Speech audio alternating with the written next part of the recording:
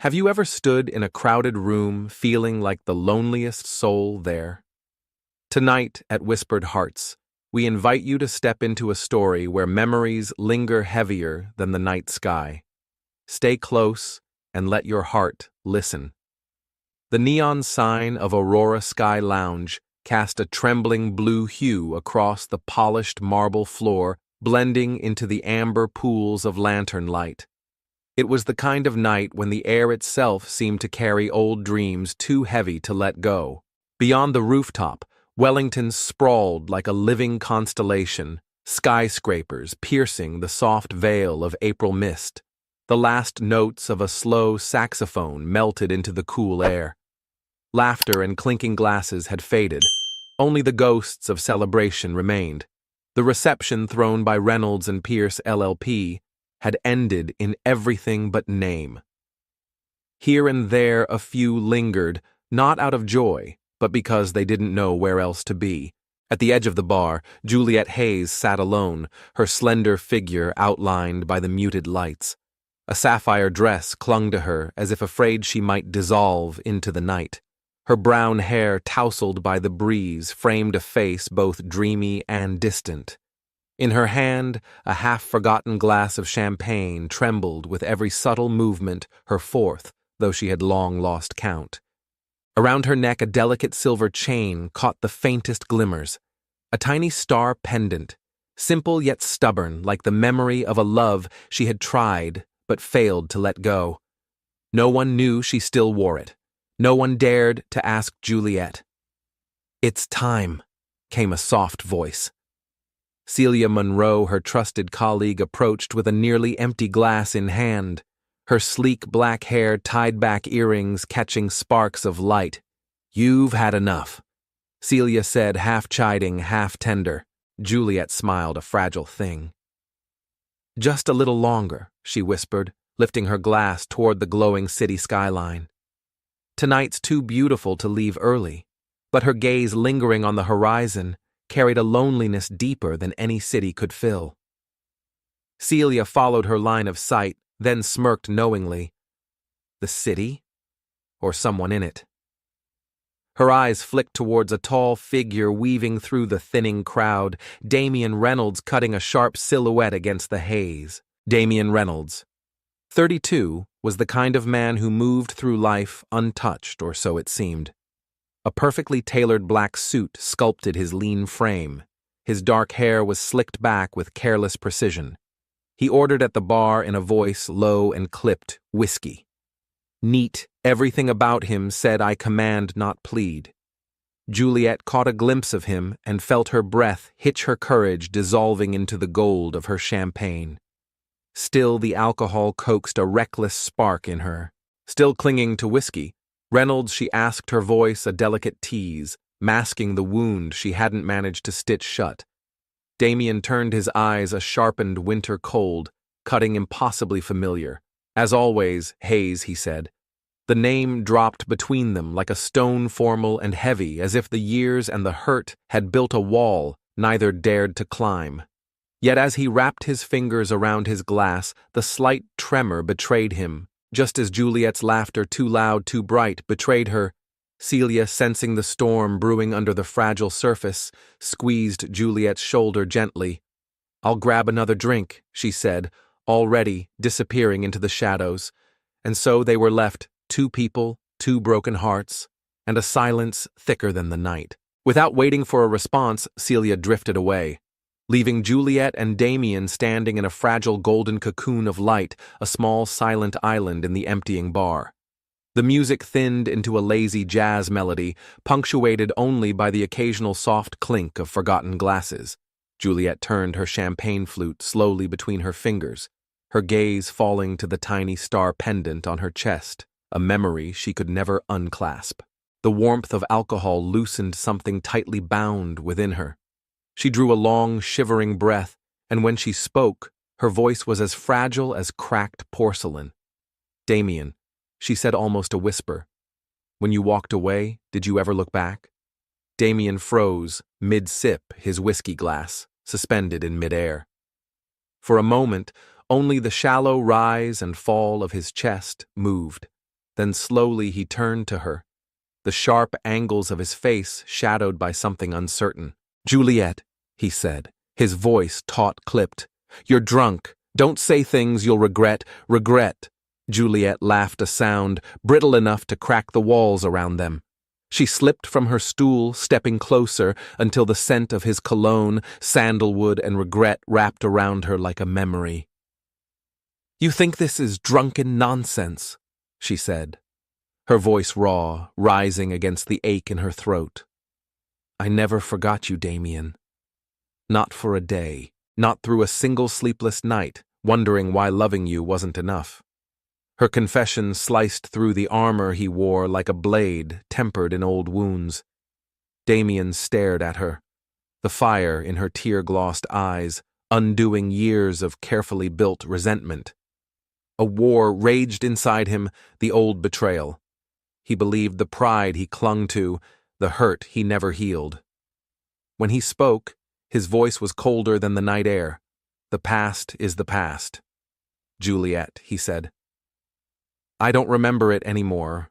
Juliet recoiled, as if he had struck her. Her hand tightened around her champagne glass, her nail screeching against the delicate crystal.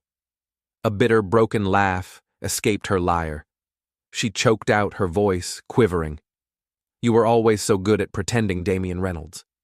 At that moment, the screen of her phone lit up on the bar, throwing a pale glow across their faces.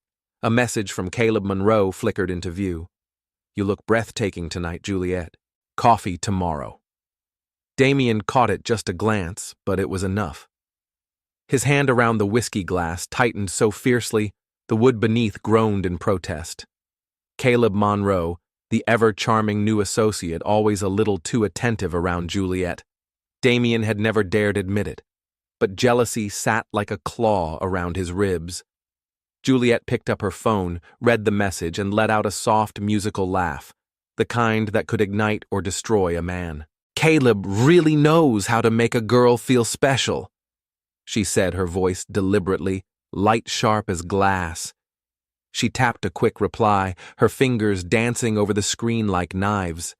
Damien placed his glass down hard enough to make it shudder. "Looks like you're having fun," he said, his voice rough, hollowed out by something deeper. "I don't care who you're with, Juliet. It's none of my business." But even he heard the lie in his own words. Juliet stopped typing. She lifted her head, her gaze locking onto his, a storm behind her calm expression. Slowly, she stepped closer, so close, he could smell the faint bergamot clinging to her hair. "You don't care." She murmured every syllable, slicing through the brittle silence. "Then why is your hand shaking, Damien? Why do your eyes bleed every time you see someone else reach for me?" The air between them snapped taut. Damien opened his mouth, but no words came, only a raw, silent ache filling the space where anger used to live. His composure shattered, and for the first time in years, his eyes betrayed him, brimming with a pain he couldn't bury. He turned away, his voice barely more than a broken whisper. "Go home, Juliet," he said, "before we say things we can't take back. Don't embarrass yourself." Damien said, his voice stripped of warmth. Juliet stood frozen, her heart pounding so violently it felt as if it might tear through her ribs. The alcohol in her blood screamed at her to lash out, to cling to him, to demand the answers she deserved. But pain, old cold and merciless, sealed her lips. "You're such a liar," she whispered, her voice breaking. Without another word, she turned on her heel, her stilettos striking sharp, angry beats against the marble floor. She walked away from him, each step a silent scream. Damien stayed rooted where he was, his whiskey trembling in his hand, helpless to do anything but watch the woman he once loved vanish into the night. The saxophone played on lazy and melancholy, but to Damien, the world had gone silent, empty, save for the sound of his own regret. At the far end of the bar, Celia had returned. She stood quietly, her eyes following Juliet's retreating figure, worry tightening her face. She knew this wasn't the end of Juliet and Damien's story, not by far. From a nearby table half obscured in the shadows, Caleb Monroe lifted his glass with a smirk playing on his lips. He watched Juliet go with a glint of something calculating in his eyes, sipping his drink slowly, as if savoring the beginning of a game he intended to win. The party had died down, but their drama was only just beginning. The New York sky that late October evening hung heavy with mist, a sheet of dull gray clouding the stars. Yet in Madison Park, fall blazed defiantly red-gold and amber leaves swirling down like forgotten prayers. Laughter from a group of university students drifted under the old stone arches, blending with the soft coo of pigeons and the faint scent of roasting coffee from a nearby cart. At the heart of the park, under the sprawling arms of an ancient oak, two figures sat huddled together on a bench as if the world for them had shrunk to just this small sacred space. Juliet, just 22, wore a moss-green sweater and a striped scarf, her wavy brown hair pulled into a loose ponytail strands, dancing in the breeze. In her hands, a latte steamed, gently forgotten as she laughed radiant and unguarded at Damien's story of spilling coffee all over his economics professor. "You're a complete disaster, Damien Reynolds," she teased, her voice light as sunlight filtering through autumn leaves. Damien, 25 and still awkward in a brown leather jacket, chuckled, his dark hair tousled, his gaze resting on her with a tenderness he showed no one else. "A disaster you're crazy about." He shot back, pulling her a little closer, stealing her warmth against the crisp air. He reached out and brushed a stray curl from her cheek, his fingers lingering a moment longer than necessary. Sometimes he said softly, almost as if confessing to the wind, "I wonder if I even deserve you."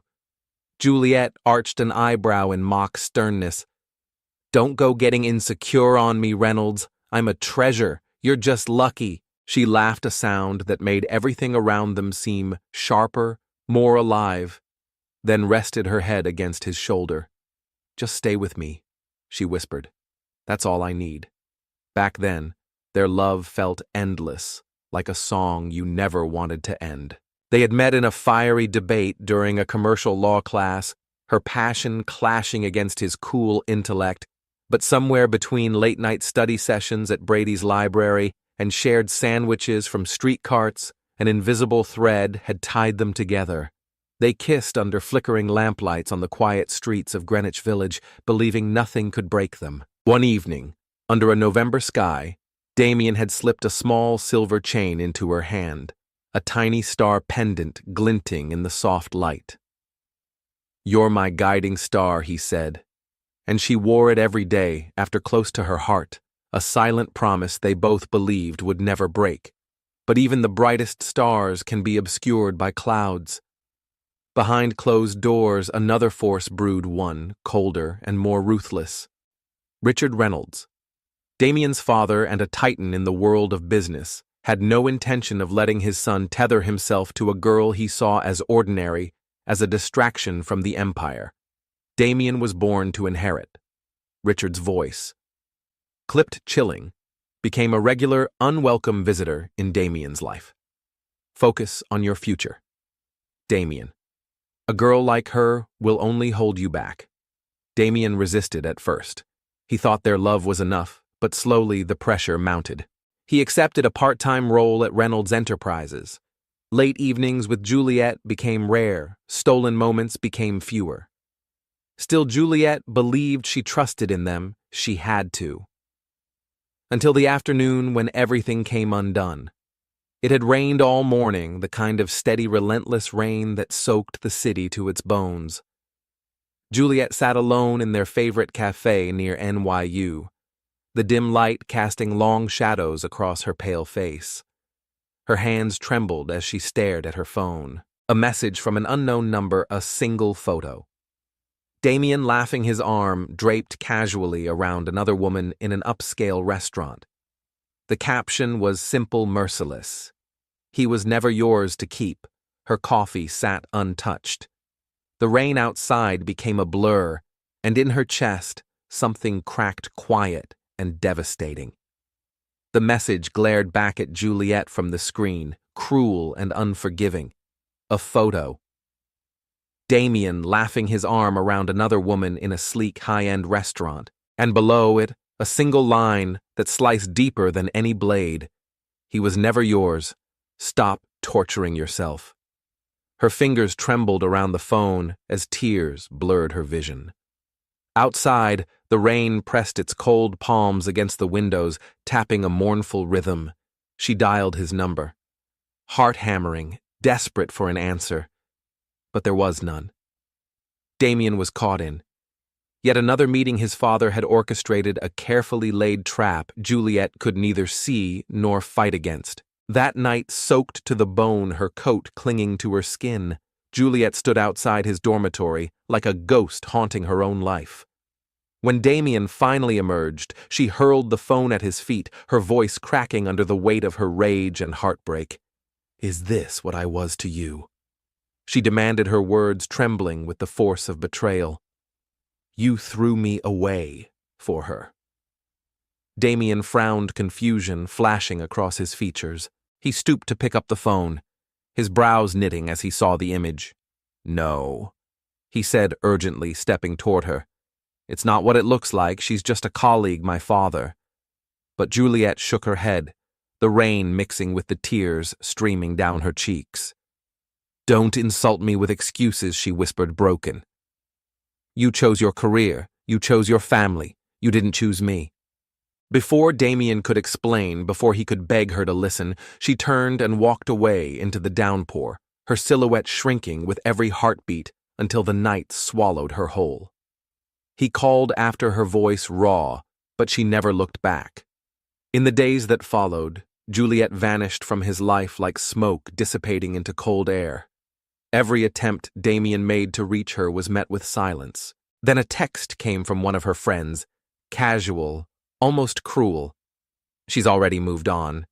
She's with someone else now. You made your choice." Devastated, Damien believed it, believed she had cast him aside just as easily, believed wrongly that she had never loved him as deeply as he loved her. He didn't know the truth, didn't know the message had been orchestrated, paid for by his father, Richard Reynolds, to sever them forever. Meanwhile, Juliet fought to survive her grief. She moved out of her dorm, fleeing every place that still held the echo of his laughter, his promises. She buried herself in books, in court cases, and textbooks, hiding her broken pieces behind perfect grades and hollow smiles. The star pendant, once a symbol of dreams, remained against her chest, not as a beacon anymore, but as a scar. And then another blow, crueler, more final than any betrayal. One rainy night, much like the one that tore her and Damien apart, Juliet stood at the cemetery trembling as the ground swallowed the only family she had left. Her parents gone in an instant, taken by a car accident on a highway that cared nothing for happy endings. Clutching the star pendant against her heart, she wept until there was no sound left in her. In another city, Damien lived in ignorance. He worked late into soulless nights, unaware that Juliet's world had crumbled, that she had lost not just him, but everything he tried once months later to reach her. But every call, every message was intercepted by a firewall Richard had quietly built around her life. Juliet sat alone in a tiny apartment lit only by a single dim lamp. She opened an old battered notebook, her handwriting shaky, desperate. "Damien, if you ever loved me, why did you let me drown alone?" Tears fell onto the ink, bleeding the words into sorrowful blurs. In the corner of the room, the star necklace rested in a small box, hidden but never forgotten. She couldn't bring herself to throw it away. It was the last piece of a life she had once believed in. 7 years later, that night, that moment of devastation remained with both of them, like a wound that refused to heal. Damien, now a powerful but emotionally hollow CEO, still believed she had betrayed him. Juliet, now a brilliant and guarded attorney, still thought he had abandoned her for ambition and pride. Neither knew the truth, that it wasn't their choices that destroyed them. It was betrayal not of each other, but by the very people who claimed to love them most. And somewhere hidden beneath years of anger and silence, the real story, the painful, unfinished story, still waited to be uncovered. Life inside the towering walls of Reynolds and Pierce. LLP moved at a dizzying pace. Deadlines blurred, meetings overlapped, ambition buzzed in the air like electricity. But when Juliet Hayes walked into the open-plan office that morning, she brought something different. A kind of quiet, magnetic energy that made even the relentless churn pause for a moment. Her chestnut hair was swept up into a loose ponytail, her navy blazer and pencil skirt fitting her slender figure perfectly. In one hand, she carried a latte. In the other, the kind of smile that made people believe, just for a moment, that life was lighter than it really was. Around her neck, the silver star pendant caught the early sunlight, a delicate, stubborn reminder of the past she pretended no longer had power over her. "Good morning, everyone," Juliet chimed, setting her coffee down with a flourish. Miss Me heads popped up from behind computer screens. A few smiles, exchanged. Juliet's voice, as clear and confident as ever, cut through the room like a breath of fresh air. She winked at Celia Monroe, her closest ally in the office, who was already buried under a mountain of legal documents. "You look like you're about to take over the world," Celia Juliet teased. Celia pushed her glasses higher on her nose and chuckled. "Coming from you, please, you're the one strutting in here like you just won an Oscar." She shot Juliet a sly look, one eyebrow arched meaningfully, a clear reference to the reception 2 nights ago and the collision between Juliet and Damien. Juliet shrugged lightly, her smile never faltering. "Champagne just sharpens my edge," she quipped breezily. But even as she sipped her coffee and opened her laptop, her eyes betrayed her. They flicked almost involuntarily toward the main entrance, and there he was.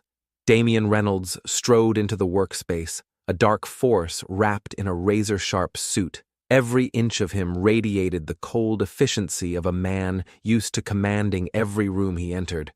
His dark hair was swept neatly back, his jawline severe, his gaze cutting across the office like a blade.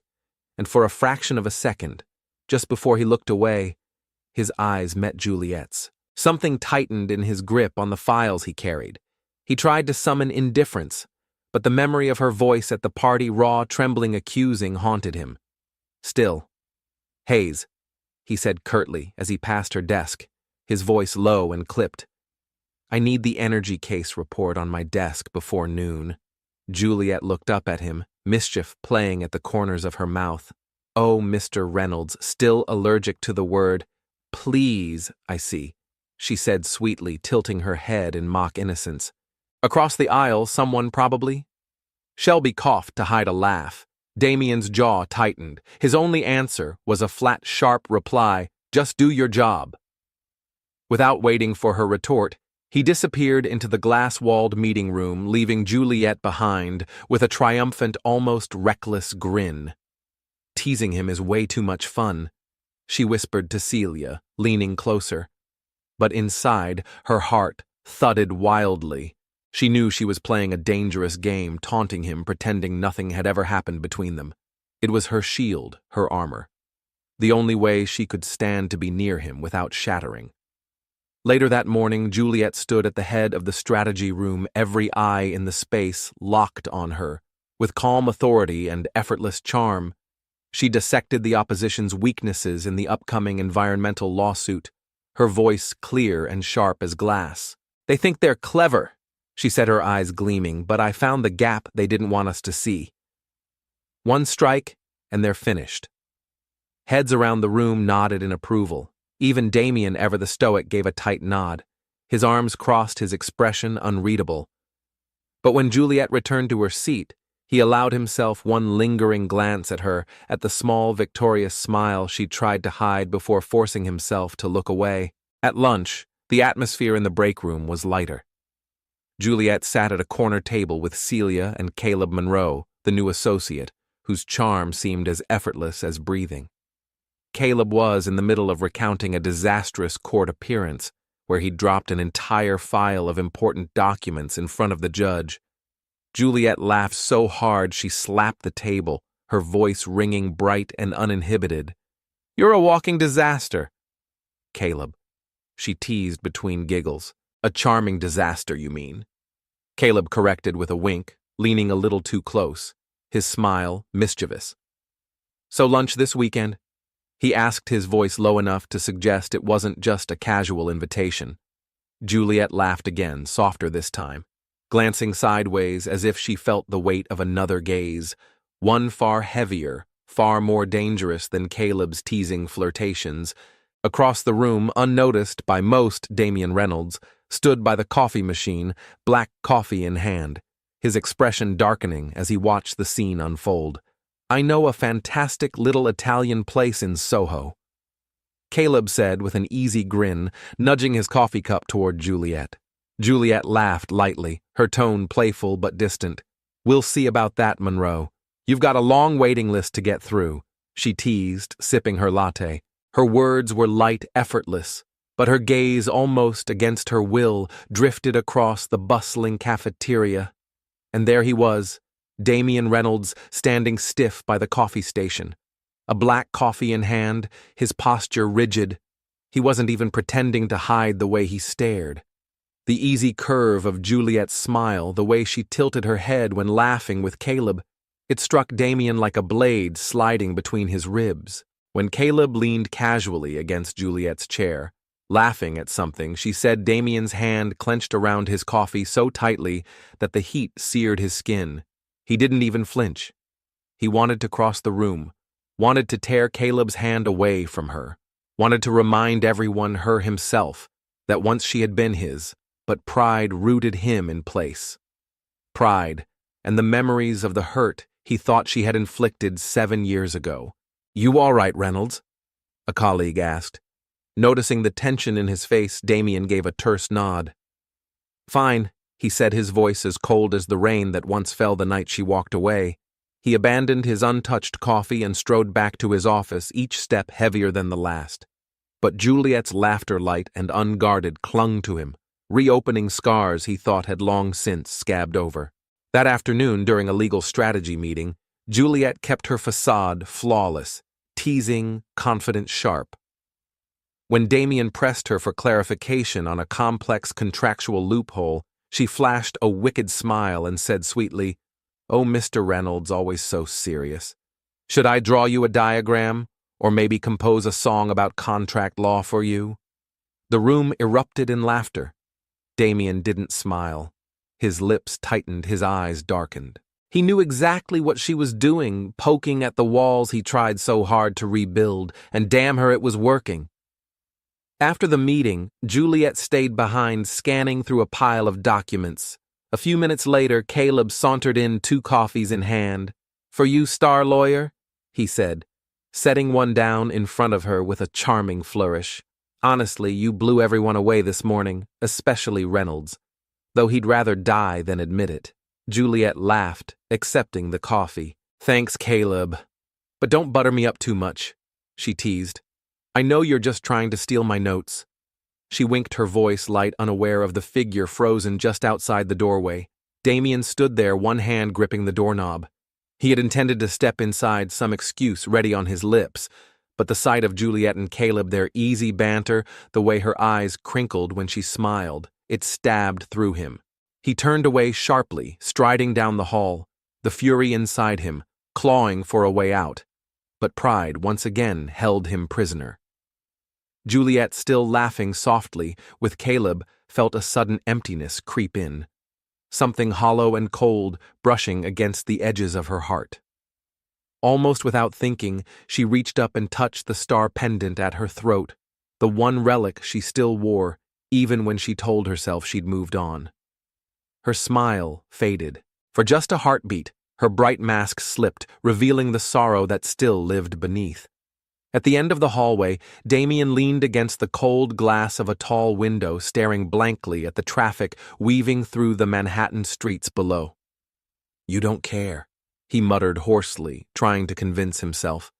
But even he could hear the lie in his voice. He forced himself back to his office. but his mind stayed shackled to her Juliet Hayes, the girl he had tried and failed to forget. 7 years. 7 years, and still the sight of her could unravel him with a single glance. Outside Manhattan wore its usual Friday gloom, the sky wrapped in a thin shroud of gray clouds. Weak sunlight struggled through the maze of skyscrapers, casting a hazy glow over the city. Up on the 45th floor rooftop of Reynolds and Pierce, the world felt still, the usual hum of life muted. Only the April wind whispered through the glass railings. And across the rooftop, a solitary figure walked Juliet, her heels tapping softly against the stone, her hands tucked into the pockets of her coat. From a distance, she looked invincible, but if you stood close enough, you would have seen it the way her fingers clutched the pendant at her throat like a prayer she no longer believed in. Juliet stood near the edge of the rooftop, her arms wrapped tightly around herself, as if trying to hold her heart together before it shattered completely. Her thin coat was no match for the sharp April wind, but she hardly noticed the chill. Her usual spark, that mischievous, fearless light in her eyes, was gone. Tonight, her eyes were red-swollen from crying, and the tears still falling caught the last frail rays of the setting sun, turning them into tiny shards of broken glass. In her trembling hand, she held an old photograph, worn at the edges, a snapshot of a different lifetime. There they were, her parents standing barefoot on a sandy beach, arms wrapped around her, all of them laughing at something lost to memory. The image sliced through her like a knife. That morning, Reynolds and Pierce LLP had taken on a brutal new case, a collision on a New Jersey highway that had left a family of 3 dead, twisted, metal-shattered glass and the cold, bloody remnants of a life cut short. The crime scene photos had flooded the case file, each one a dagger Juliet had to hide behind a mask of professionalism. In the meeting room, Juliet had presented the defense strategy flawlessly. Her voice was steady, her smile unwavering, her analysis razor sharp. She dissected the police reports, challenged witness accounts, and even drew a rare nod of approval from Damian Reynolds. But no one saw the way her hands gripped each other under the table, fighting to stay still. No one saw how every photo, every statistic sent a shockwave through memories she had spent years trying to bury. 7 years ago, her life had been rewritten in the blink of an eye. Her parents, her roots. Her safe place had been ripped away on a highway, not so different from the one on those case reports. She still remembered her mother's soft voice on the phone that evening, reminding her to eat something warm.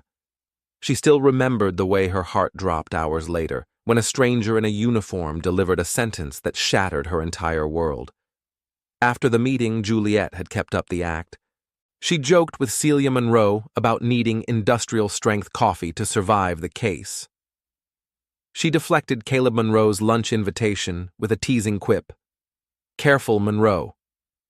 Are you asking me out or just trying to steal my strategy notes?"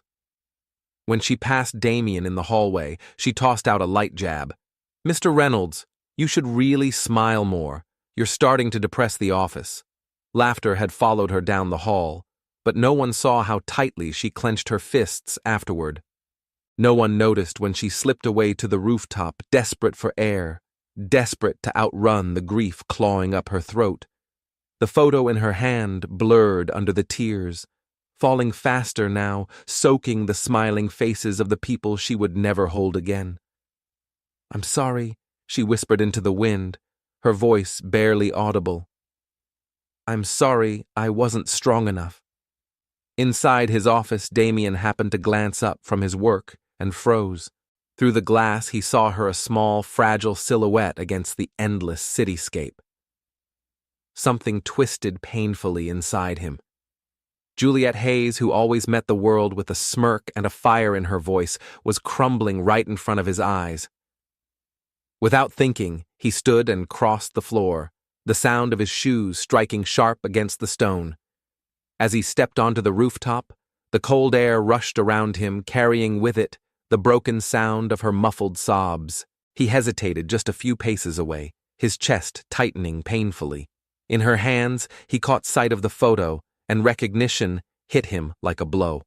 He had met them once, her parents, back in the naive golden days of college. He had shaken her father's hand, had watched her mother beam at Juliet like she was the center of the universe. He never knew they were gone. Never imagined that Juliet had been carrying a wound this deep, this silent, for so long. "Juliet," he said, his voice softer than he intended. She flinched at the sound, instinctively wiping at her face before turning toward him with a shaky, forced smile. "Mr. Reynolds," she said, her voice brittle with the effort to sound normal. "Checking up on me now? I didn't know the boss made rooftop rounds." She tried to sound teasing, but the red rims of her eyes, the way her voice trembled, betrayed her. Damien didn't answer immediately. He just stood there, looking at her, truly seeing her as if trying to peel away every mask she had ever worn. "You're crying," he said simply. "It's not a question." Damien said quietly, "It's a fact." He took a slow step closer, lowering his voice as if afraid a louder sound might break her even further. "This is because of the case today, isn't it?" Juliet instinctively stepped back, clutching the photo against her chest like a shield. "It's nothing," she said quickly, her voice pitched just a little too high. "Just allergies. Too much dust up here." She laughed a brittle sound, one bad breath away from shattering. But Damien wasn't fooled. He hated how much it hurt to see her like this, hated how every cracked piece of her seemed to slice into him. He remembered her from those golden college days, the girl who could turn even the darkest day into light, who had made him believe that maybe, just maybe, he deserved to be loved. And yet for all these years he had believed she had betrayed him, that she had walked away without a second thought. Now looking at her so fragile in the fading sunlight, he wasn't so sure. Maybe she had never stopped carrying the pain.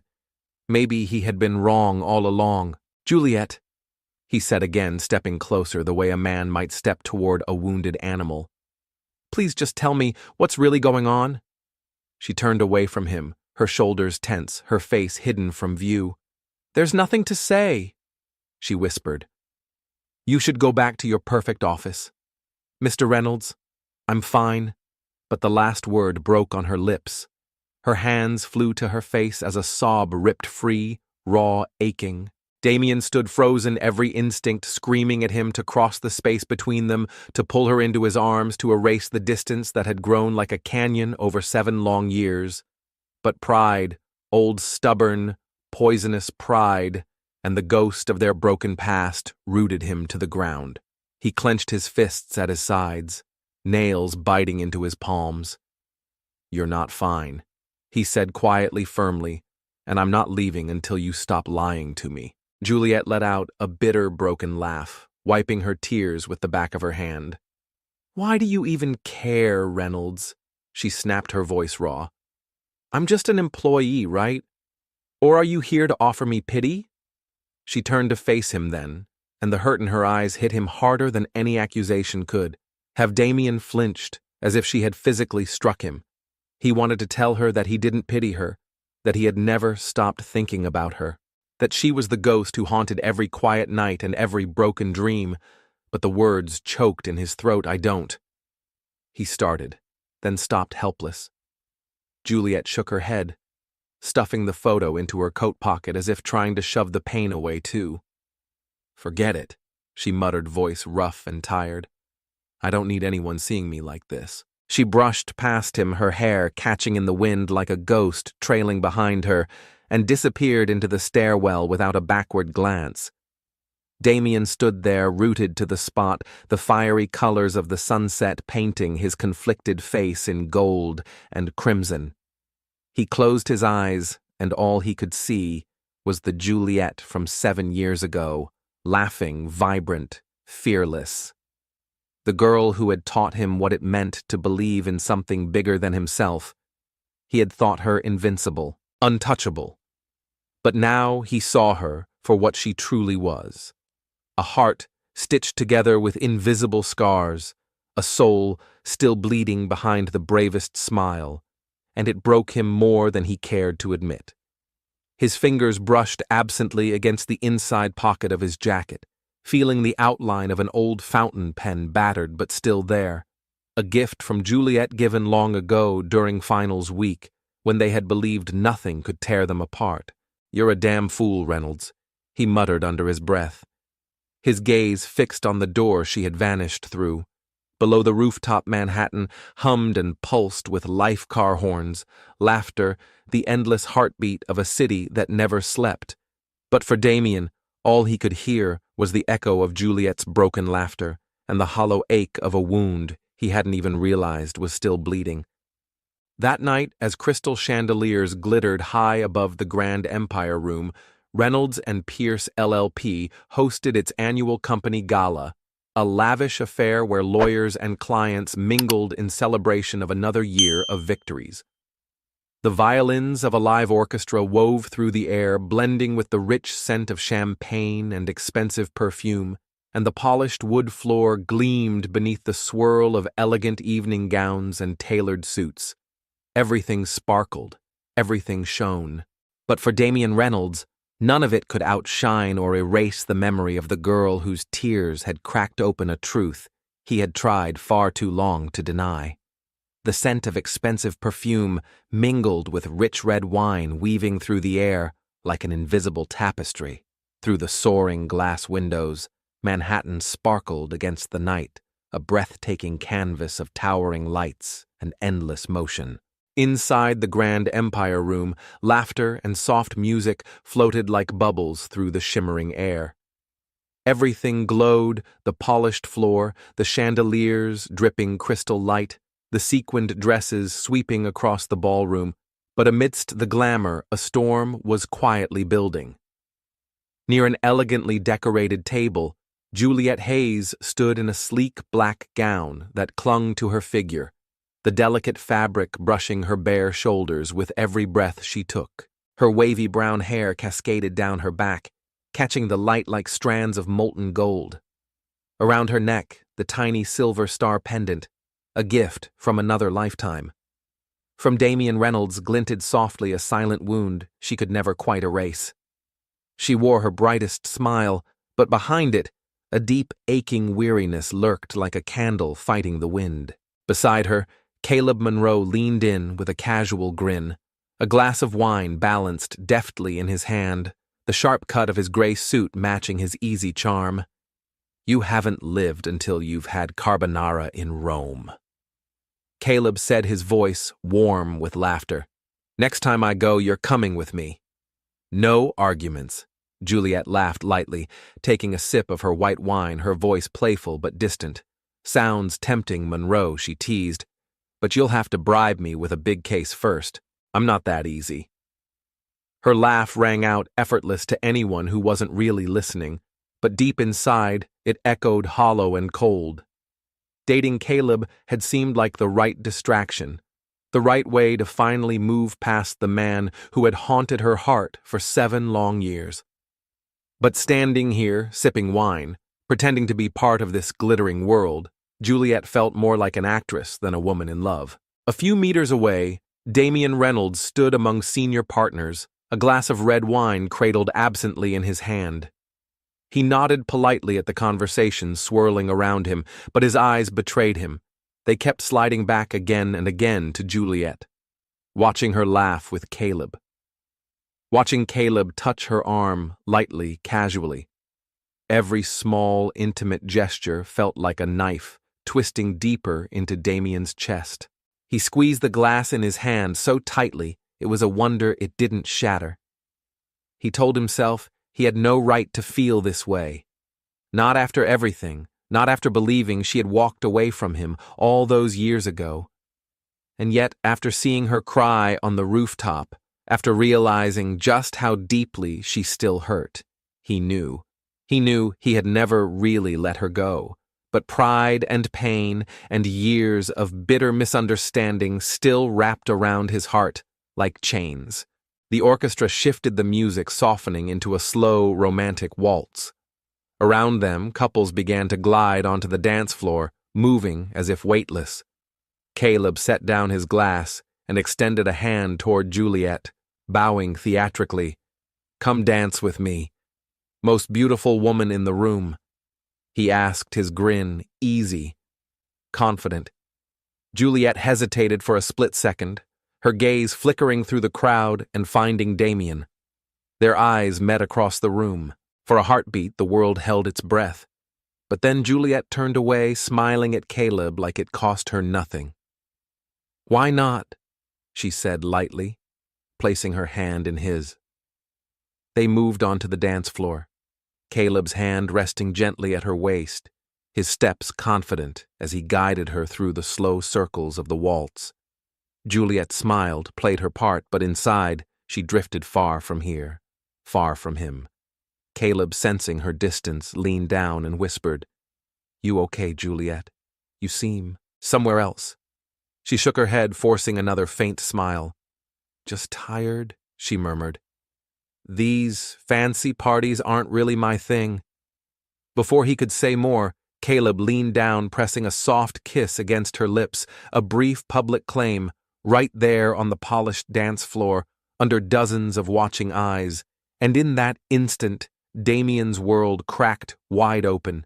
His hand jerked, nearly dropping his wine glass, his heart slamming against his ribs. Jealousy, raw, fierce, undeniable, roared to the surface. Without thinking, without caring about the stares, Damien crossed the room in long, purposeful strides. He reached them in seconds, his hand closing around Juliet's wrist in a grip that was firm but trembling with emotion. "Come with me," he growled under his breath, his voice low and sharp. Caleb stepped forward, his brows furrowed in anger. "Reynolds, what the hell do you think you're doing?" Shut up." Monroe Damien cut him off, his voice like ice, his dark eyes locked solely painfully on Juliet. "Enough." Damien snapped his voice like the crack of a whip across the crowded room. The icy command made Caleb Monroe take an instinctive step back. Juliet Hayes stared at Damien in shock, wrenching her hand in an effort to break free. Damien let go. She hissed, her voice sharp with fury and disbelief. But his grip only tightened. Without giving her a choice, he pulled her through a narrow hallway away from the glittering ballroom, away from the watching eyes and whispered speculation. They burst into a small lounge dimly lit, where the echo of music faded into a distant hum. As soon as the door slammed shut behind them, Juliet yanked her hand free, her chest heaving with rage. She stood tall, her black gown catching the low light, every curve of her body gleaming with a dangerous electric beauty.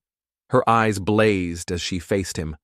"Are you completely insane? Reynolds," she snapped, her voice thick with anger. "What the hell gives you the right to drag me here?"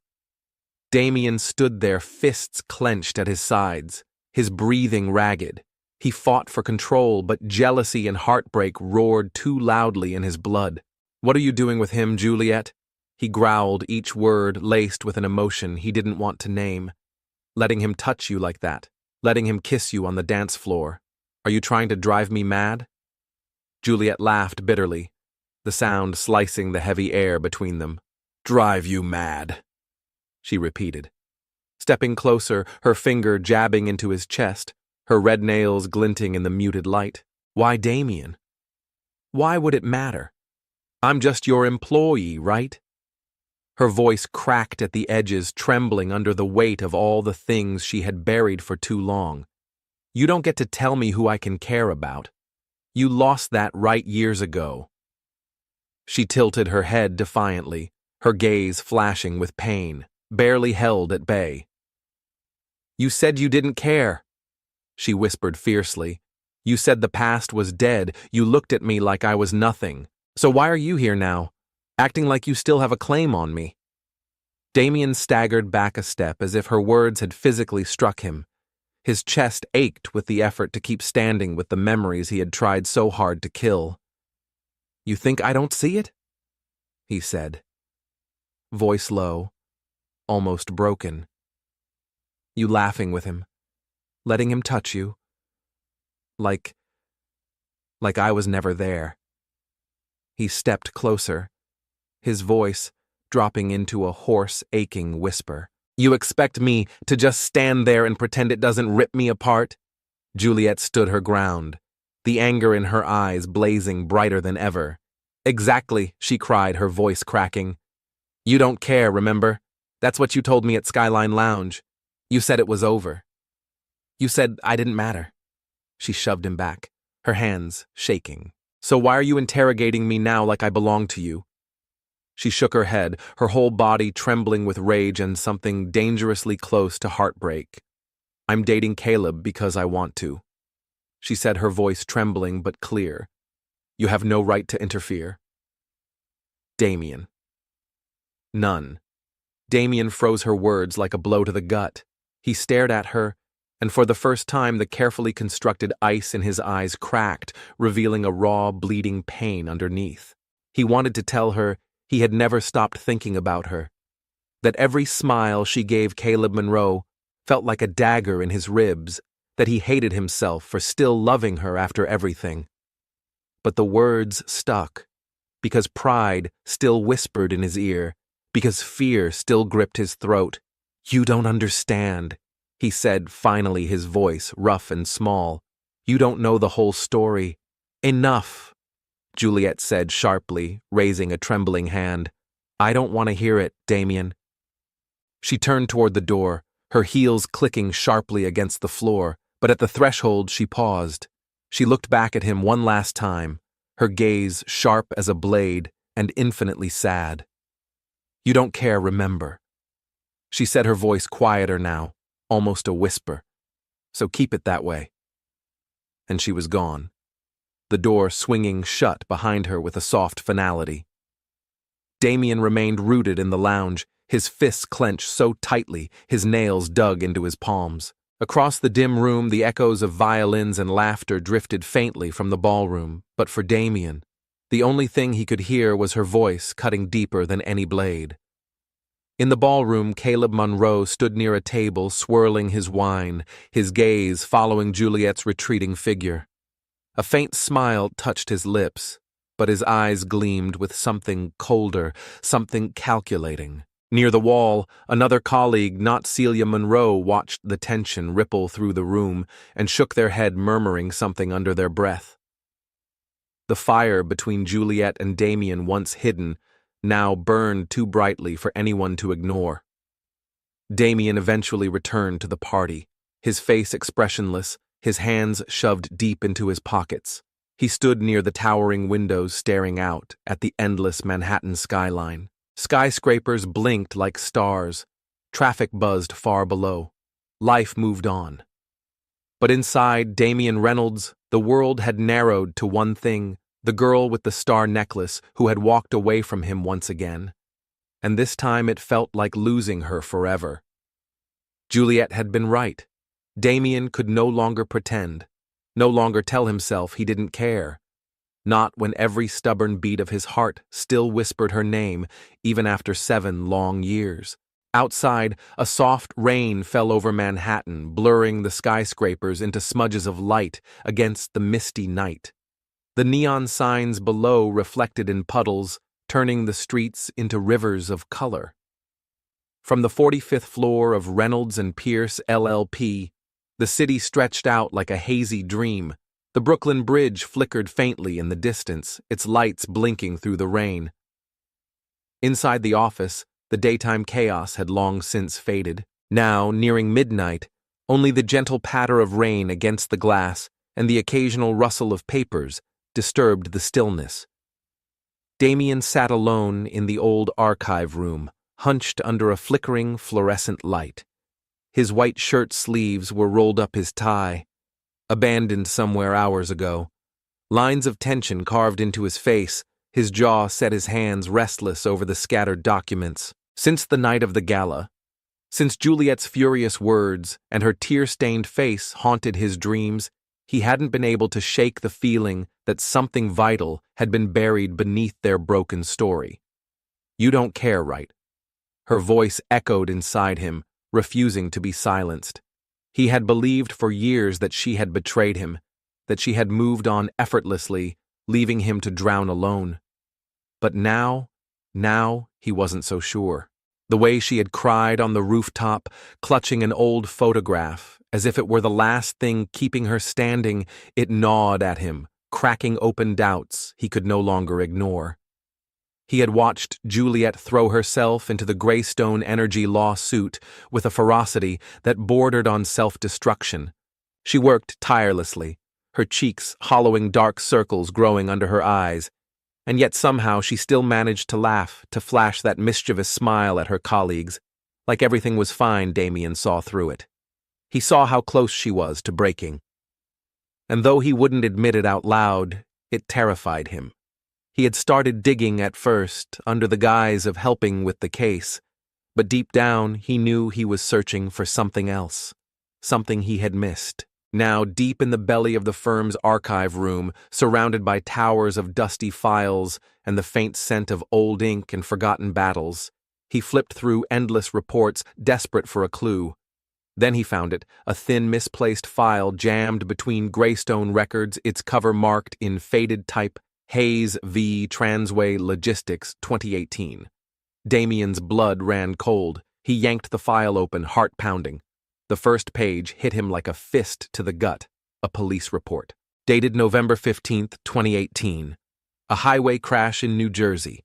A Transway Logistics truck had swerved into oncoming traffic. 2 fatalities, Michael and Laura Hayes, Juliet's parents. Damien sank heavily into a chair, his hands trembling as he turned page after page. A brittle newspaper clipping fell into his lap.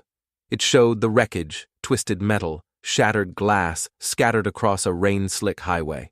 And beneath the photograph, a chilling caption. Local woman collapses at accident scene after identifying parents' bodies. There, frozen in grainy black and white, was Juliet, standing outside a courthouse months later, her face pale, her eyes hollow. Damien squeezed the file in his hands until the edges dug painfully into his palms. November 15, 2018. The date seared into his memory like fire. It was only days after he had accused her, turned away from her, after he had believed the lie, the fake message telling him she had moved on without a second thought. While he had been drowning in anger and pride, Juliet had been drowning in grief. Alone. Damien leaned back against the chair, his throat burning. He had been so sure he was the one betrayed, so certain she had broken his heart. But all along, she had been the one broken, and he had never even seen it. The file slid from his numb fingers onto the floor, scattering papers, like fallen leaves. For the first time in 7 years, Damien Reynolds understood the true weight of what they had lost. And worse, he realized that maybe, just maybe, it had never been her fault at all. Damien had once called Juliet a traitor. He had cut all ties without hesitation, believing every poisonous whisper, never once seeking the truth. He had convinced himself she was strong enough to move on easily, to leave their love behind as if it were nothing. But sitting here now in the lonely glow of a forgotten archive room, Damien finally saw the reality he had refused to face. While he had drowned himself in anger and pride, Juliet had been facing the greatest loss of her life alone. Losing her parents. Losing her world. Damien leaned back against the iron shelves, his breathing uneven, his hands shaking slightly. He thought back to Juliet on the rooftop, the way she clutched that old photograph to her heart, the way her shoulders had trembled under the weight of grief she tried so hard to hide. He thought of her at the gala, laughing too brightly, pretending too well. Every forced smile, every flicker of sadness he had ignored, they all pieced together now, as sharp and undeniable as broken glass. She hadn't betrayed him. She hadn't found happiness elsewhere. She had been shattering in silence, and he, blinded by his own wounded pride, had abandoned her when she needed him most. Damien stood slowly, gathering the thin file in his hands, the papers trembling slightly. He returned to his office, where only a dim desk lamp cast long, heavy shadows across the room. Opening his laptop, he searched for more. Another article appeared, a dry cold, recounting of Juliet's fight for justice against the giant that was Transway Logistics. It spoke of how she had tried to stand against them, how their battalion of lawyers had buried her under settlements and technicalities until she was forced to surrender. Damien's gaze landed on a photograph tucked inside the article. Juliet stood on the courthouse steps, clutching a file against her chest. Her face was pale drawn, but her head was held high as if daring the world to see her fall. Damien closed his eyes, and for the first time in years, tears slipped down his cheeks, slow, silent, unstoppable.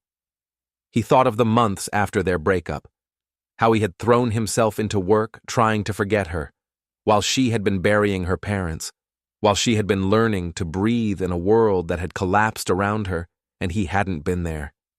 He clenched his fists, his voice raw, as he whispered into the empty room. "I'm sorry, Juliet. I'm so damn sorry I wasn't there." Turning back to the files, Damien focused on the Greystone case, the very lawsuit Juliet had been fighting so fiercely.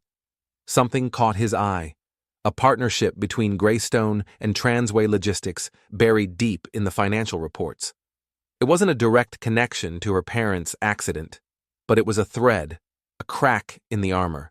If he could expose it, maybe, just maybe, he could give Juliet the justice she had been denied. He worked through the night, tracing every lead, mapping every weakness, determined to support her even if she never knew.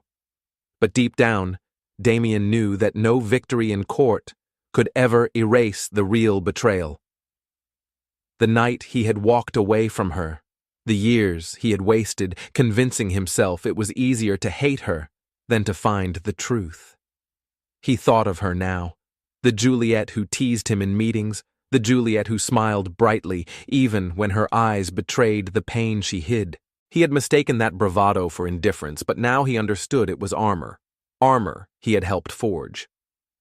Outside rain continued to fall, cloaking Manhattan in a heavy mist. Through the wide glass windows, the city seemed blurred, softened like a memory too painful to hold clearly. Damien stared into the night, his heart heavy with regret. Juliet Hayes, the girl he had loved, the woman he had never truly stopped loving. He couldn't change the past, but he could change what he did next. He picked up the file, the papers neatly stacked, but trembling in his hands, and he made a vow. Not just to help her win the case, but to face her, to look into her eyes and finally say the words he should have said 7 years ago. He stepped into the silent hallway, the dim light stretching his tall shadow against the polished floors. In his pocket, his fingers brushed the familiar shape of an old fountain pen, battered precious, the last gift she had given him. "I won't lose you again," he whispered the words, rough but steady. Outside Manhattan pulsed on beneath the rain, and inside, Damien Reynolds took his first step toward redemption, toward the girl who had once been his entire world, and maybe, just maybe, could be, again. Outside the tall windows, Manhattan glittered like a field of distant stars, but inside the law library, the air was thick, heavy with words unspoken and wounds unhealed. Juliet Hayes sat alone at a long oak table surrounded by towering stacks of legal files.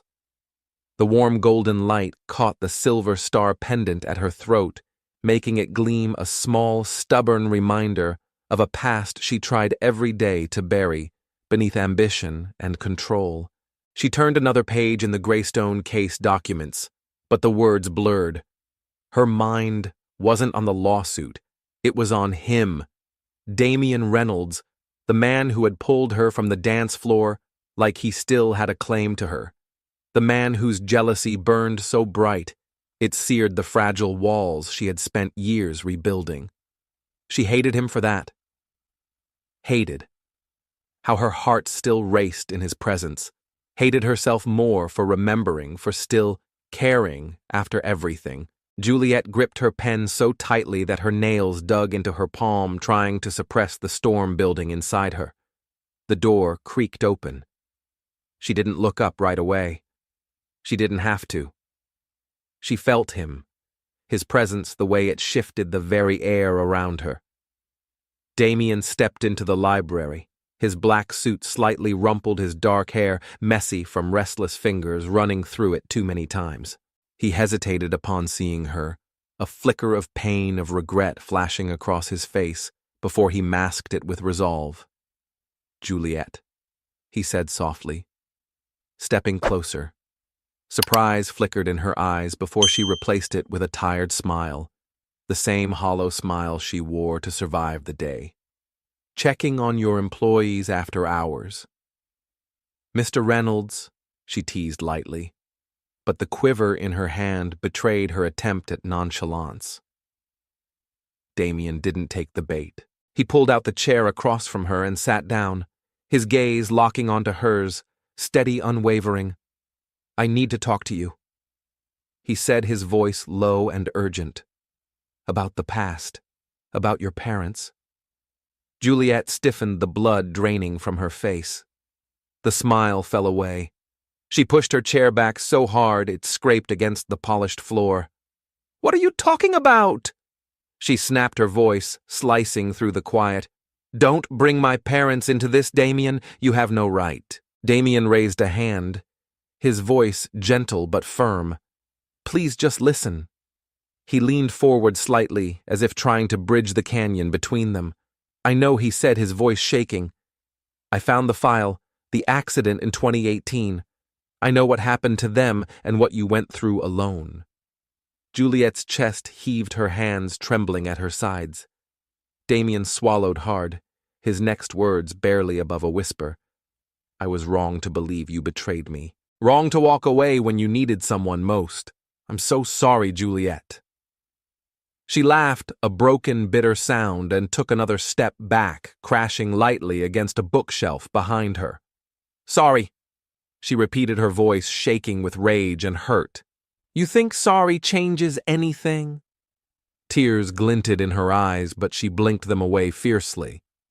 "You left me," she said, voice rising. "You didn't even ask. You just decided I wasn't worth fighting for. While I buried my parents, you buried yourself in work and forgot I existed." Her words hit Damien like physical blows, each one cracking through the armor he'd built around his guilt. "I thought you moved on?" He rasped, his hands tightening into fists. "I thought you didn't need me." "You thought," Juliet hissed, her voice shaking. "You never asked. You never looked." Damien stepped closer, desperation bleeding through his composure. "I didn't know," he said, his voice breaking. "I was lied to, manipulated, but none of that excuses it. I should have been there. I'll never forgive myself for leaving you alone." Juliet leaned heavily against the bookshelf, one hand rising to clutch the star pendant at her throat. Her eyes softened for just a heartbeat, as if the fortress around her heart might crack, but then she straightened, forcing herself to harden. "You can't fix this, Damien," she said, her voice low and fierce. "You can't undo what happened. You can't bring my parents back. You can't erase 7 years of pain." He said nothing, standing there raw and open as she shoved every ounce of her hurt at him. "I survived without you," Juliet said, her voice trembling, "and I'll keep surviving." Damien lowered his head, her words slicing him apart from the inside out. The library, usually a place of quiet refuge, seemed now to thrum with unbearable tension. Juliet pushed off the bookshelf, gathering the scattered files without looking at him, and Damien stood there utterly still, feeling for the first time the true weight of everything he had lost, and the terrifying possibility that he might have lost her forever. Damien wanted to reach for her, to pull Juliet into his arms, to tell her he loved her, that he had never stopped loving her. But the look in her eyes, steady, wounded, unyielding, rooted him where he stood. He nodded stiffly, voice rough with everything he couldn't say. "I understand," he murmured, "but I'm not giving up, Juliet. I'll keep fighting until you believe me." Without waiting for a reply, he turned and left the door swinging closed behind him. Juliet stood frozen for a long moment, the silence of the library pressing against her like a physical weight. Then she sank back into the chair, covering her face with trembling hands as the tears she had fought so fiercely finally spilled free. She hated him for breaking open her pain, but she hated herself more for still loving him, for feeling the raw sincerity in his voice and knowing it would haunt her. Her fingers brushed the silver star pendant at her throat. "Why do you still have this power over me?" "Damien," she whispered brokenly into the empty room. A few days later, in a cozy little cafe tucked away in Greenwich Village, Juliet sat across from Caleb Monroe. The soft glow of warm lights bathed the small space in a comforting hush. The rich scent of roasted coffee filled the air, but the atmosphere between them was tense. Uncertain, Caleb, usually so sure of himself, shifted nervously in his seat. His blue shirt was crisp, but his smile faltered as he reached into his pocket and produced a small velvet box. He opened it slowly, revealing a delicate diamond ring that caught the light with a quiet shimmer. "Juliet," he said, his voice lower, more vulnerable than she had ever heard it. "I know we haven't been together long, but I've never met anyone like you. I want us to build a life together." He swallowed. "Will you marry me?" Juliet stared at the ring, her heart pounding, but not for the reasons it should have been. She had dated Caleb to forget, to pretend she could move forward, but her heart, it had never truly belonged to him. Words caught in her throat. Her gaze drifted to the rain-streaked window, and there, through the blurred glass, she saw him, Damien. Standing outside in the drizzle, an umbrella forgotten in his hand, the rain soaking through his clothes. He must have passed by chance on his way to a meeting, or perhaps fate had pulled him there. Either way, he saw them. Saw Caleb kneeling before her. Saw the ring glinting under the cafe's golden lights. Damien stood frozen, his face stricken, his whole body rigid with pain. Then slowly, he turned away, disappearing into the rain without a second glance. Juliet's heart twisted painfully. She turned back to Caleb. Her voice was soft, trembling, but clear. "Caleb," she said, "you're wonderful. Truly." She looked down, fighting for the right words. "But I can't. I'm not ready, and I don't love you the way you deserve." She touched the pendant around her neck, feeling the weight of old memories and old promises pressing into her skin. "I'm so sorry."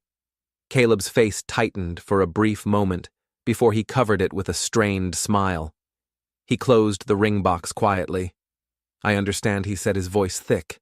"But if you ever change your mind, I'll still be here." He stood, leaving her alone at the table, her coffee cooling untouched by her hand. Juliet watched the empty doorway for a long moment, but Damien was gone. She pressed the heel of her hand against her eyes, wiping away the tears that came anyway. "You're such an idiot, Juliet," she whispered bitterly to herself. But deep down, she knew she hadn't said no to Caleb just because she wasn't ready. She had said no because her heart was still trapped in the past, still aching for a man she had loved since she was 20 years old, no matter how much it hurt. No matter how much she tried to pretend otherwise, outside rain continued to mist over Manhattan, softening the sharp lines of the city into watercolor smudges. Somewhere in that vast, glittering city, Damien walked alone, soaked to the bone, his heart heavier than it had ever been. He had seen the proposal, seen her sitting there silent as another man offered her the future he had thrown away years ago, and he had turned away, believing he had lost her for good. Not knowing that inside the cafe, Juliet Hayes had said no.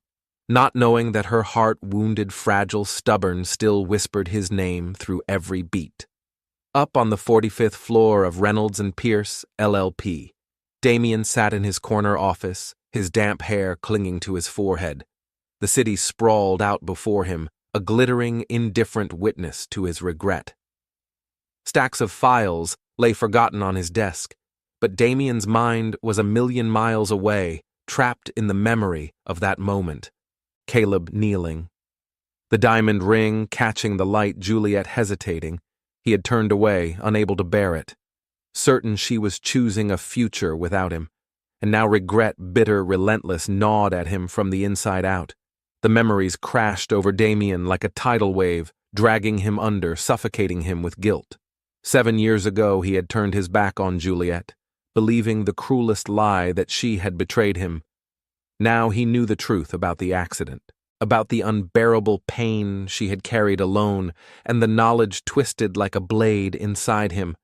Damien clenched his fists so tightly his nails bit into his palms. "You're a fool, Damien," he whispered hoarsely into the silence of his office.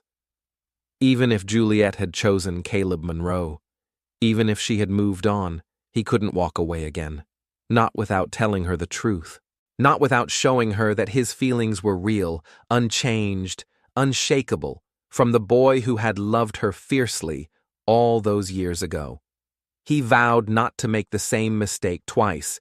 He vowed not to lose her again. In the days that followed, Damien became her silent guardian.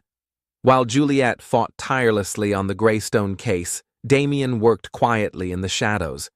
Late into the night, he scoured financial reports, corporate records, tracking down loopholes and hidden transactions, ammunition she could use. He sent the findings anonymously, signing only "a friend." When he noticed she often skipped meals too buried in work to remember to eat, he arranged for lunch boxes from her favorite little Italian restaurant. Simple meals of carbonara and fresh bread, accompanied by a note. "Take a break." When the dark circles under her eyes deepened and he heard whispers of her headaches, he left a small bottle of pain relievers on her desk without a word. No name, no explanation, only quiet care. Juliet noticed every gesture unsettled her, warmed her, and terrified her in equal measure. Opening the lunchbox one afternoon, the familiar scent of creamy carbonara rose to meet her. She froze, staring at it. It wasn't just food. It was a memory the countless nights in college when she and Damien had shared this dish after late study sessions, laughing until they forgot the world. Her hand rose instinctively to the star pendant at her neck, who she whispered, her voice trembling. She suspected deep down she knew, but fear wrapped around her heart like chains, fear of trusting again, fear of reopening old wounds that had never truly healed. One afternoon in the glass-walled meeting room of Reynolds and Pierce, LLP, Juliet stood before the team, her presence commanding. She presented the new strategy for the Greystone case, her voice steady, her arguments razor sharp.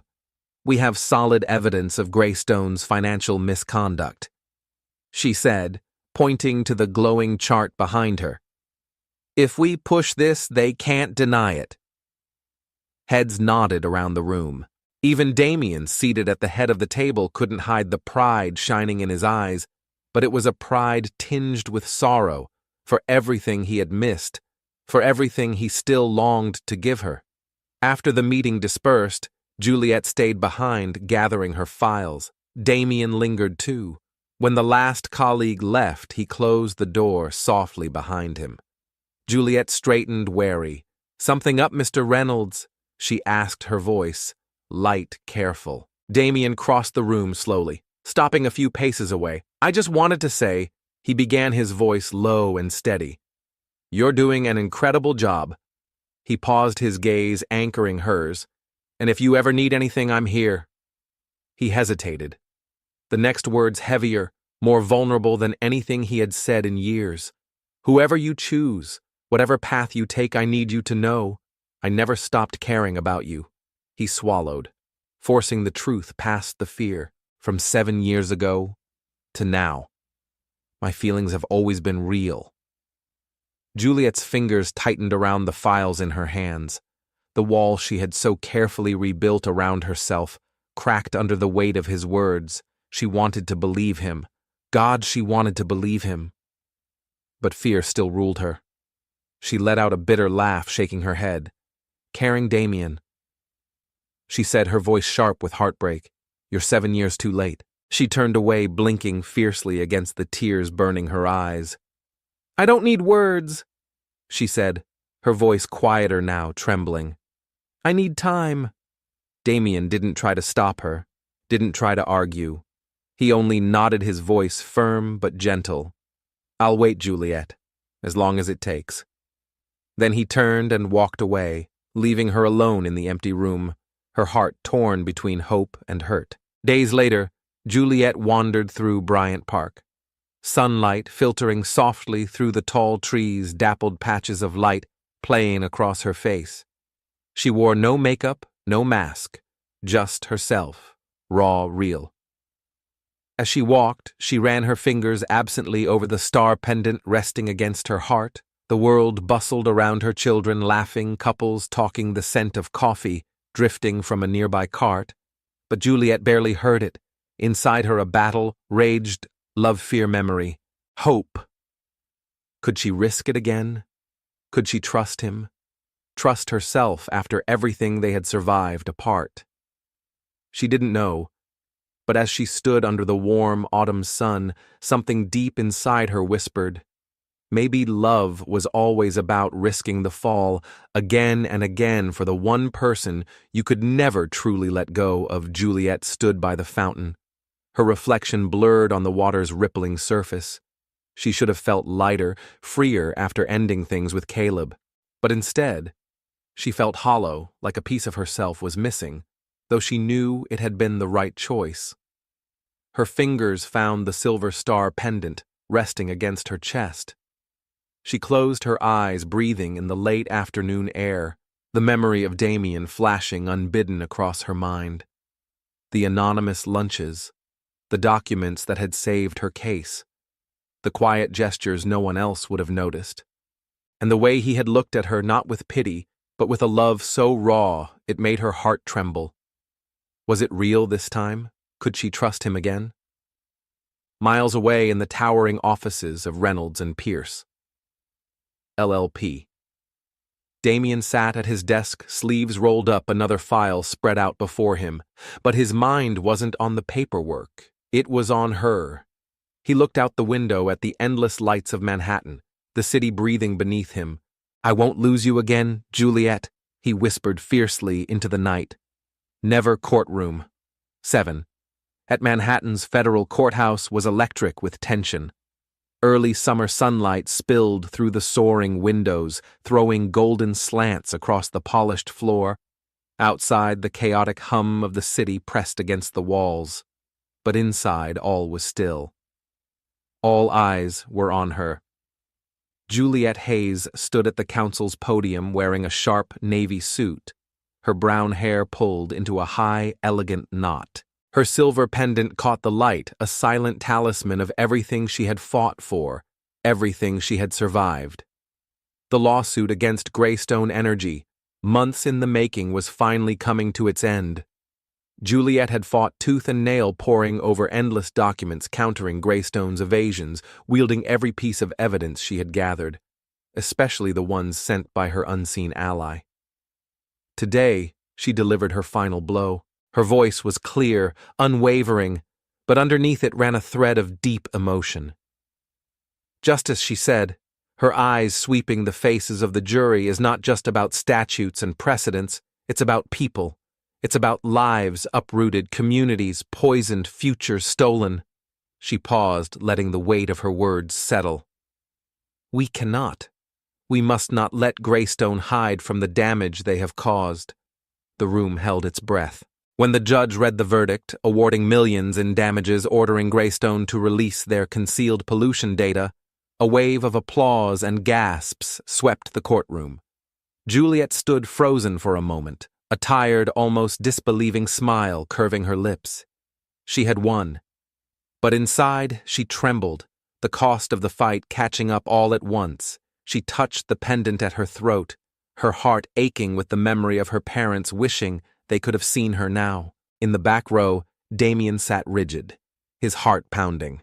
He hadn't missed a single moment. Every word she spoke, every time she stood her ground under pressure, he had felt it like a drumbeat inside him. Pride, awe, and something far deeper. When she turned briefly and their eyes met, he saw it just for a moment, the flicker of exhaustion, of fragility. She always tried to hide, and it broke him all over again. The hallway outside the courtroom swirled with congratulations and handshakes. Celia Monroe clapped Juliet's shoulder, beaming. "You okay?" she asked, concern flickering in her voice. Juliet opened her mouth to reply, and the world tilted violently around her. Her knees buckled, files slipping from her hands like falling leaves. The next thing she knew, strong arms caught her before she hit the ground. "Juliet." Damien's voice, ragged and frantic, cut through the noise like a blade. He knelt beside her, cradling her against him, his hand trembling as it brushed her hair from her face. "Stay with me," he whispered, voice breaking. "I can't lose you again." Juliet's lashes fluttered open, her vision blurred, but she knew that voice, that warmth, better than anything Damien. She tried to sit up, but he held her gently, his touch reverent. "You need rest," he said, his voice brooking no argument. "I'm taking you home." She shook her head weakly, her voice barely a whisper. "I'm fine, just tired." But even as she said it, her head fell against his chest, and for the first time in so long she allowed herself to lean into him, even if only for a moment, and Damien, holding her like something precious he could never afford to lose again, closed his eyes against the fear still clawing at his heart. He would not let her fall. Not this time. Not ever again. Juliet protested weakly, but Damien didn't listen. He scooped her into his arms, ignoring the curious stares and murmured whispers around them. She was all he saw, all he cared about. Without a second thought, he carried her through the rain-slicked streets to his car and drove straight to a nearby clinic. In the waiting room, he refused to let go of her hand, his thumb tracing slow, steady circles over her knuckles. He barely blinked. His entire world narrowed to the pale girl slumped beside him. When the doctor finally emerged, the diagnosis was simple but sobering: exhaustion, dehydration, sheer burnout. She needed rest, real healing rest. Damien moved with quiet urgency, settling Juliet into a small hospital room bathed in soft white light. He fetched water, adjusted her pillows, made sure every tiny detail was perfect. He sat by her bedside, never more than an arm's reach away, his heart breaking anew with every glance at her too still form. Juliet opened her eyes slowly, her vision clearing enough to see him there. The man who once left her broken, now watching over her, with a tenderness so fierce it unraveled her defenses. The memories came flooding back, the anonymous lunches, the case documents that had saved her. The apology whispered in a quiet meeting room, the way his gaze never wavered when she was at her weakest.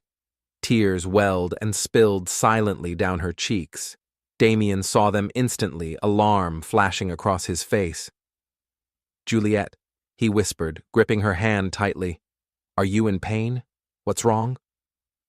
She shook her head, her voice a cracked whisper. "I don't want to be strong anymore." "Damien." The words poured out of her raw and broken. "I'm tired of pretending. Tired of hiding behind this mask. I just want to be loved." Her body shook with sobs. She could no longer hold back, years of buried anguish finally breaking free. And without hesitation, Damien rose and pulled her into his arms. He held her fiercely, cradling her against his chest as if anchoring her to this world. "I love you," he murmured into her hair, his voice shaking. "I've always loved you.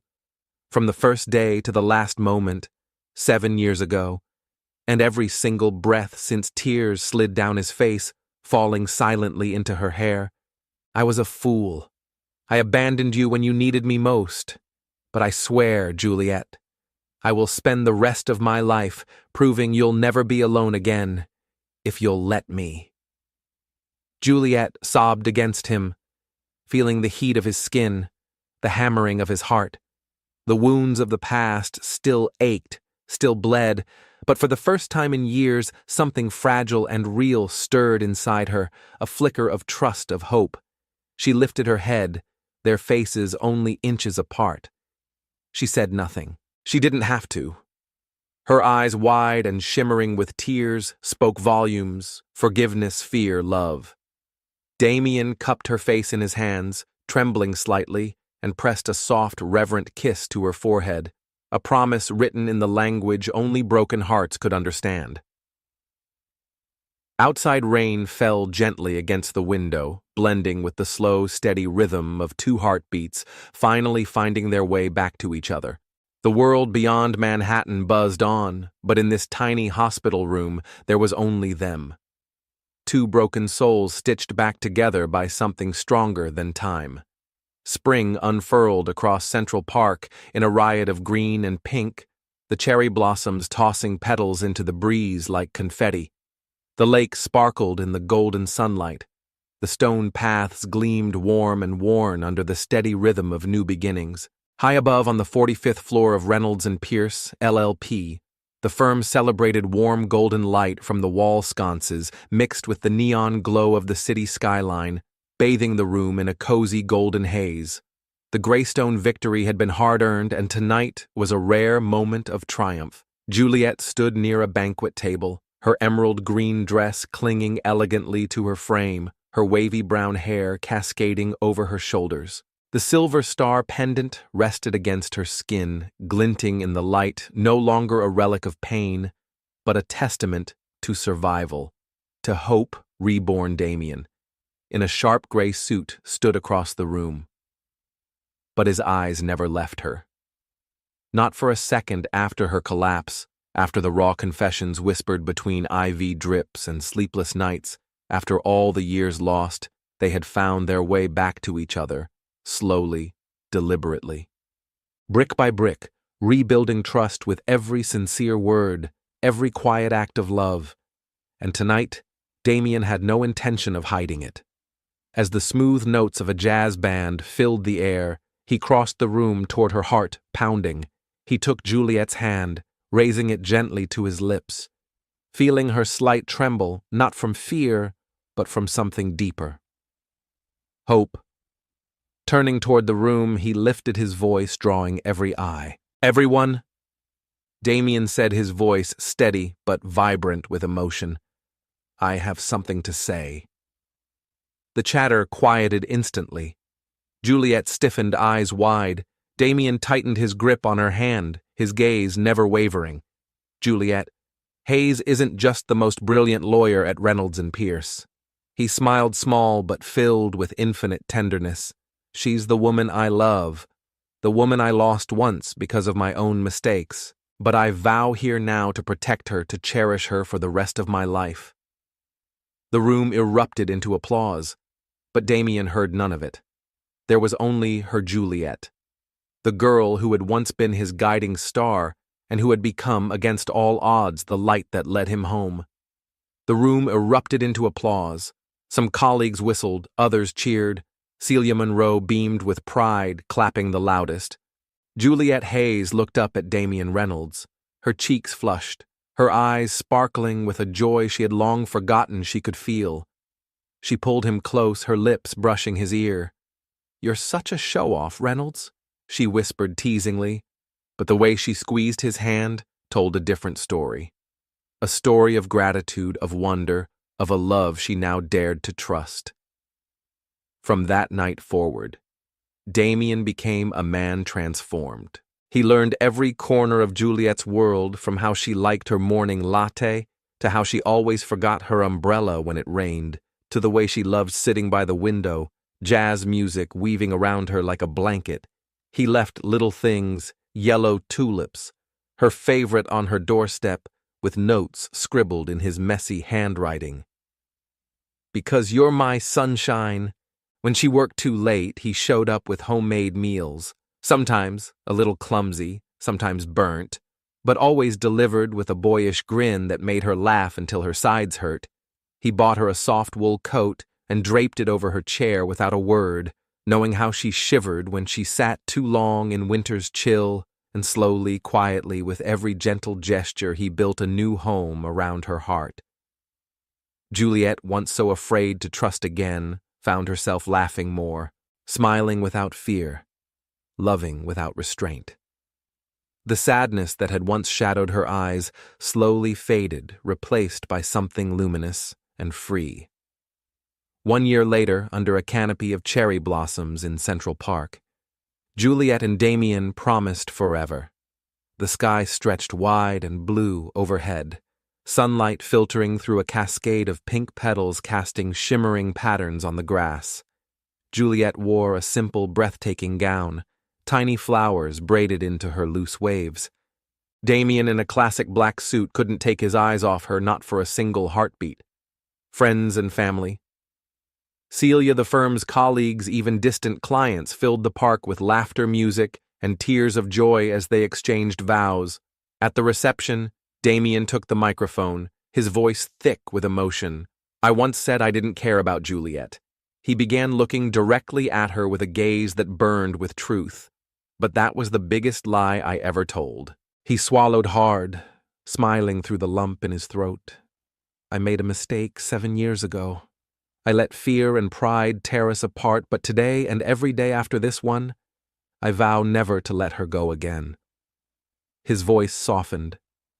"Juliet, you're my guiding star, and I will love you endlessly, unconditionally, for the rest of my days."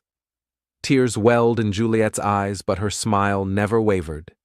She rose from her seat, crossed the distance between them, and wrapped her arms around him. "You're still ridiculously cheesy," she whispered against his chest. But when she looked up, her eyes told the real story of a heart, healed, a soul, finally at peace. She touched the silver star pendant around her neck, the same pendant that had once been a symbol of lost love, now shining as a beacon of new beginnings, of home. Under the spring sunlight, surrounded by a sea of cherry blossoms and laughter, they danced their first waltz as husband and wife. Juliet leaned into Damien's chest, feeling his heartbeat sync with hers. Steady, sure, unbreakable. Damien bent down, pressing a kiss to her forehead, his voice a whisper against her skin. "I love you, Juliet, forever." The world faded away, the crowds, the music, even the city itself. There was only the two of them, two hearts once shattered by time and pain, now stitched together by forgiveness and love. And as they danced under the falling petals, it became clear. Some love stories don't just survive the storm, they are born from it stronger, braver, and more beautiful than before. Because sometimes healing isn't about forgetting the pain, it's about finding the one person willing to stand with you through it and choosing every single day to love again. Thank you for walking this journey with us through every heartbreak, every hope, and every moment of healing. Your presence here means more than words can express. At Shining Stories, we believe that every heart holds a story worth telling, a story of resilience, of forgiveness, of love found and love restored. And it is through sharing these stories that we heal together. We hope today's story touched a quiet place in your heart, reminded you that no matter how broken things seem, there is always a path back to light, to love, and to yourself. Thank you for being a part of this beautiful circle of connection. Thank you for listening, for feeling, and for believing with us. Until we meet again in the next story, take care, be gentle with yourself, and never stop believing in the quiet miracles that love can bring with all our warmth. Shining Stories team.